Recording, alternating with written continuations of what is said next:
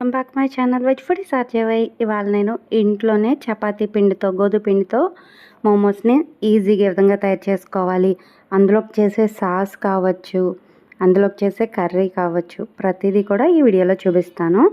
వీడియోలోకి వెళ్ళే ముందు ఎవరైనా నా ఛానల్ కొత్తగా చూసినట్లయితే సబ్స్క్రైబ్ చేయండి, పక్కనే ఉన్న బెల్ ఐకాన్ క్లిక్ చేయండి. మీ ఫ్రెండ్స్కి రిలేటివ్స్ కూడా నా వీడియోస్ని షేర్ చేయడం అస్సలు మర్చిపోకండి. ఇప్పుడు రెసిపీలోకి వెళ్ళిపోదాం. ముందుగా ఒక గిన్నె తీసుకొని అందులో ఒక కప్పుడు గోధుమ పిండి తీసుకొని అందులో ఒక 2 స్పూన్ల నూనె వేసుకొని ఉప్పు కూడా వేసుకొని ఇందులో నేను పాలు కలుపుకుంటున్నానండి. రుచి కాదు మనకి ఈ పాలు వేయడం వల్ల మనకి చాలా మెత్తగా ఉంటుందండి. ఇప్పుడు పాలు కూడా వేసేసి చపాతీ పిండిలో కలుపుకొని పక్కన పెట్టేసాను మూత పెట్టి. ఇప్పుడు సాస్ కోసం అని చెప్పి టమాటాని ఇదిగోండి ఈ విధంగా కట్ చేసుకోవాలి. నేను టమాటాలను ఒక 1/2 కేజీ తీసుకొని ఈ టమాటాల్లోనే వెల్లుల్లి కూడా వేసేసానండి. వెల్లుల్లి వేసేసి ఎండుమిరపకాయలు కూడా వేసేసి ఇందులో కొద్దిగా వాటర్ వేసుకొని సిమ్లోనే మూత పెట్టి దీన్ని బాగా ఉడకనివ్వాలి. ఒక గిన్నె విడిగా వేరే గిన్నె తీసుకుని అందులో ఒక 2 స్పూన్ల సన్ఫ్లవర్ ఆయిల్ వేసుకొని ఇందులో ఒక అరచెక్క సరిపోతుంది ఉల్లిపాయని చిన్నగా కట్ చేసుకొని ఆ ఉల్లిపాయ కూడా వేసేసుకొని ఇందులో ఒక 2 స్పూన్ల అల్లం వెల్లుల్లి పేస్ట్ కూడా వేసేసుకొని ఆ అల్లం వెల్లుల్లి పేస్ట్ అన్నది పచ్చివాసన పోవాలండి. పచ్చివాసన పోయే వరకు కుక్ చేసుకొని ఇది పచ్చివాసన పోయిన తర్వాత ఇందులో ఒక కప్పుడు తురుముకున్న క్యారెట్, ఒక కప్పుడు చిన్నగా కట్ చేసిన క్యాప్సికమ్ వేసుకున్నాను. మీ దగ్గర క్యాబేజీ కూడా ఉంటే వేసుకోండి, మీకు నచ్చిన వెజిటేబుల్స్ ఏవైనా యాడ్ చేసుకోవచ్చు. నేనైతే ఇందులో క్యాప్సికమ్ ఇంకా క్యారెట్ ఈ రెండింటిని కూడా సేమ్ క్వాంటిటీలో అంటే 2 చెరకు కప్పుడు వేసుకుని ఇప్పుడు నేను ఇదంతా కూడా కొంచెం సాఫ్ట్గా కుక్ అయ్యేలా మూత పెట్టేసి మగ్గనిచ్చానండి. ఇది మగ్గిన తర్వాత ఇందులోకి పన్నీర్ వేసుకుందాం అని చెప్పి పన్నీర్ తీసుకున్నాను. ఈ పన్నీర్ కూడా నేను ఇంట్లోనే రెడీ చేసుకున్నానండి. మీకు పన్నీర్ రెసిపీ కూడా కావాలంటే మీరు కామెంట్ చేయండి. చాలామందికి పన్నీర్ ఇంట్లో ఈజీగానే చేసుకుంటారు, కానీ వంట చేసేటప్పుడు ఇది మనకి మ్యాష్ అయిపోతుంది కదండి, కట్ చేసుకుని క్యూబుల్లో రాదు, బయట కొన్నట్టు పర్ఫెక్ట్గా ఉండదు. అలా రావాలి అంటే చిన్న చిన్న టిప్స్ పాటిస్తే సరిపోతుందండి, మనకి చక్కగా చాలా బాగా వస్తుందండి. జస్ట్ 1 లీటర్ పాలతోనే ఇంత పన్నీర్ వస్తుందండి. మీకు ఈ పన్నీర్ రెసిపీ కావాలంటే కామెంట్ చేయండి, నేను వీడియో అన్నది ఖచ్చితంగా అప్లోడ్ చేస్తాను. చూసారు కదండి, నేను కట్ చేస్తుంటే ముక్కలు అనేది విడివిడిగా వస్తున్నాయి, పక్కన పొడిగా కానీ ఏమీ అవడం లేదు. దీన్నే మనం గట్టిగా చేత్తో మామూలుగా పిండితే మనకి చిన్నగా మ్యాష్ అయిపోతుంది కూడా.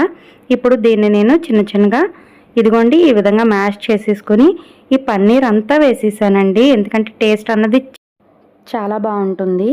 ఈ పన్నీర్ అంతా వేసేసుకొని ఇప్పుడు వీటన్నిటిని కూడా బాగా కలిపి తర్వాత ఇందులో ఒక 1/2 స్పూన్ పెప్పర్, ఇంకా 1.5 స్పూన్ నుంచి 2 స్పూన్ల వరకు గరం మసాలా పౌడర్, ఇంకా ఇందులోనే ఉప్పు కారం కూడా వేసేసుకొని మూత పెట్టి కొంచెం కూడా వాటర్ వేయకుండా ఇలా డ్రైగానే కలుపుకొని మొత్తం అంతా దగ్గర పడే వరకు ఉంచి మనం ఉప్పు కారం సరిపోయేలేదో టేస్ట్ చూసుకొని దీన్ని చల్లారనివ్వాలండి.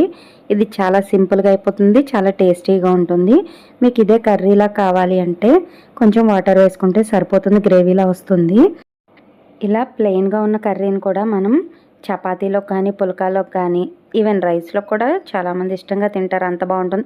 ఉత్తినే కూడా తినేయచ్చండి, చాలా టేస్టీగా ఉంటుంది. ఇలా కర్రీలో కూడా ఒకసారి ట్రై చేసి చూడండి. మీరు ఈ విధంగా చేసి ఎప్పుడైనా రైస్లోకి కానీ చపాతీలోకి కానీ తిన్నారా లేదా అన్నది కూడా కామెంట్ చేయండి. ఇప్పుడు ఈ కర్రీ అన్నది రెడీ అయిపోయింది, దీన్ని పక్కన పెట్టేసి ఇప్పుడు ఇవి దగ్గరలో 75% వరకు కూడా మనకి ఇవన్నది కుక్ అయిపోయాయండి. వాటర్ అంతా ఇంకిపోవాలి, ఇంకొద్దిగా ఉంది వాటర్, ఇంకిపోయే వరకు కొంచెం ఒక 5 మినిట్స్ పడుతుంది.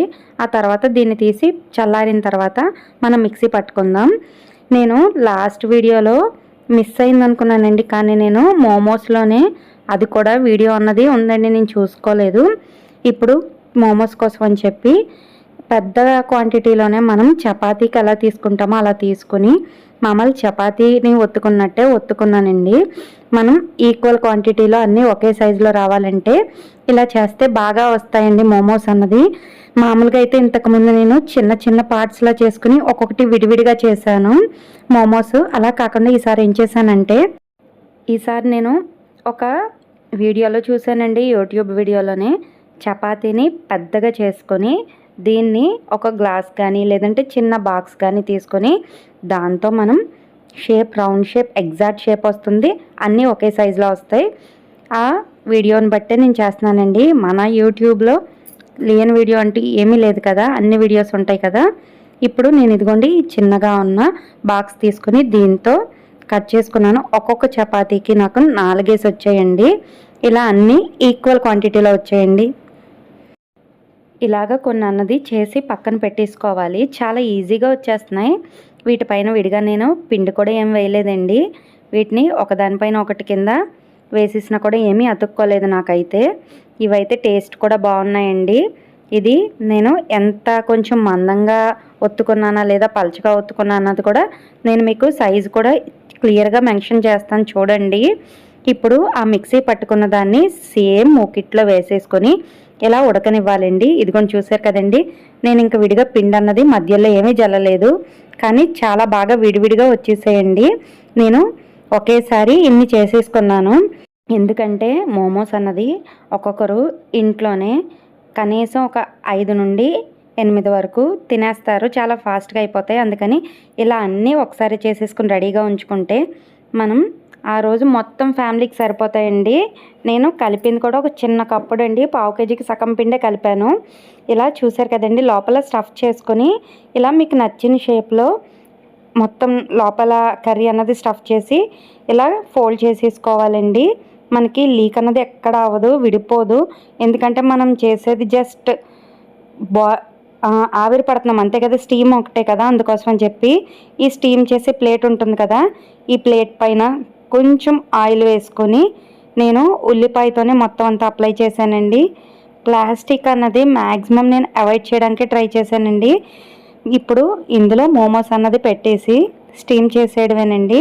స్టీమ్ చేసే టైం కూడా మీకు మీడియం నుంచి లో ఫ్లేమ్లోనే స్టీమ్ చేసుకోవాలి. వాటర్ అన్నది బాగా బాయిల్ అయిన గిన్నె పైన ఈ స్టీమ్ ప్లేట్ పెట్టేస్తే సరిపోతుంది. ఇది 15 to 20 మినిట్స్లో మీడియం నుంచి లో ఫ్లేమ్లో మనకి స్టీమ్ అయిపోతాయి. మనకి స్టీమ్ అయిన తర్వాత ట్రాన్స్పరెంట్గా లోపల ఉన్న కర్రీ కూడా కనిపిస్తుందండి. అలా అయితేనే ఎగ్జాక్ట్గా స్టీమ్ అయినట్టు. అది ఒక్కటి గమనించుకుంటే సరిపోతుంది. చూసారు కదండి, ఇలా లోపల ఉన్న కర్రీ అన్నది మనకి ఎప్పుడైతే కనిపించిందో పర్ఫెక్ట్గా స్టీమ్ అయినట్టండి. చూసారు కదండి, ఎంత చక్కగానో తీస్తుంటే కూడా బాగా వస్తున్నాయి, అసలు అంటుకుపోలేదు. ఇంతకుముందు తెలియక నేను చేసినప్పుడు ఆయిల్ సరిగ్గా అప్లై చేయలేక ఎందుకో మొత్తానికి నాకు విడిపోయాయండి. కానీ ఈసారి చాలా బాగా వచ్చాయి. మీరు ట్రై చేయండి, మీకు ఏ విధంగా వచ్చిందో కామెంట్ చేయండి. ఖచ్చితంగా ఇప్పుడు ఈ వీడియో చూసి మీకు కనుక యూస్ఫుల్ అయితే సబ్స్క్రైబ్ చేయడం మర్చిపోకండి. థ్యాంక్స్ ఫర్ వాచింగ్ అండి. Bye bye.